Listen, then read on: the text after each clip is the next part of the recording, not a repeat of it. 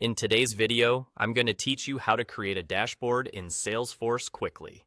By the end, you'll know exactly how to get the Dashboard tab into your navigation, create a new dashboard, and begin customizing it with widgets and filters so it's ready for your team to use. We'll start on the Home tab. Look toward the top right and click the small pen icon. This is the control that lets you customize your navigation bar. From the list of available items, add the Dashboard tab to your nav bar. This makes dashboards just a click away, so you don't have to hunt for them later. If you already see dashboards in your nav bar, you're good to go. Once the Dashboard tab is added, click it to open the Dashboards area. You'll land on a page that shows a mix of default dashboards provided by Salesforce and any custom dashboards your organization has created. Think of this as your library. Defaults are great examples to learn from, while custom dashboards are tailored to your specific processes and data. To make a new one, click New Dashboard at the top right. A setup window appears asking for a name, a description, and a folder. Give your dashboard a clear, memorable name that reflects its purpose, like Sales Pipeline Overview or Support Team Metrics. Add a brief description to explain what it covers and who it's for.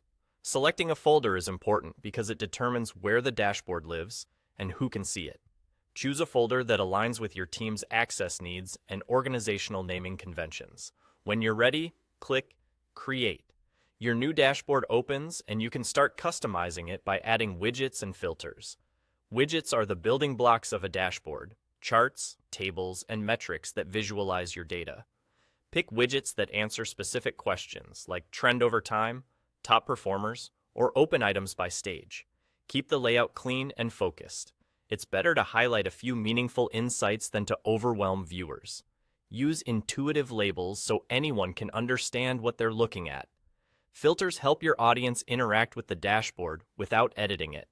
Consider filters like date range, record owner, or region so users can narrow the view to what matters most to them. A small set of thoughtful filters goes a long way in keeping the dashboard flexible and useful. And that's it.